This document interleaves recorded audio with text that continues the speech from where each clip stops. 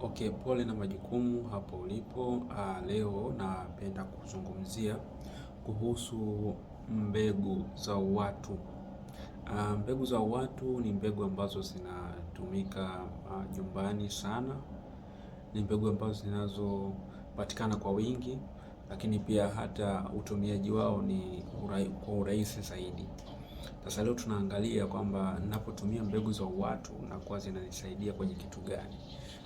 Mbegu za uwatu kwanza zinasaidia kwenye kutengeneza kufanya metabolism iwe nzuri zaidi. Tukizungumzia metabolism tunakusudia ni uvunjaji wa chakula ili utengeneze nishati.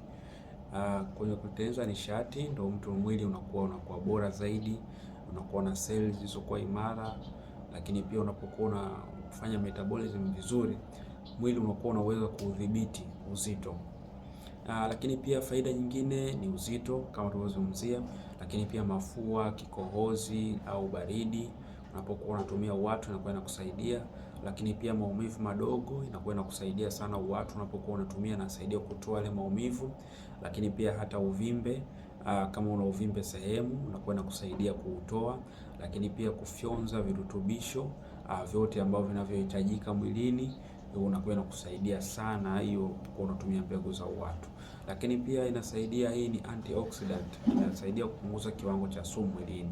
Lakini pia hata kwa wale watu wenye changamoto ya nguvu za kiume, wakitumia mbegu za uwatu zinawasaidia, wanakuwa kwa vizuri na bora zaidi. Lakini pia msongo wa mawazo unapokuwa unatumia uwatu inakusaidia sana kupunguza. Lakini pia hata umeng'enyaji wa chakula unakuwa ni bora zaidi. Kwa unapokuwa unatumia mbegu za uwatu zinakuwa ni nzuri zaidi. Mbegu za uwatu ni nzuri kwa kutumia kwa jinsia zote, aidha wa kike au wa kiume. Unapokuwa unatumia inakusaidia katika afya ya uzazi pia kwa wote. Na inakuwa inaongeza hamu ya tendo la ndoa kwa jinsia zote.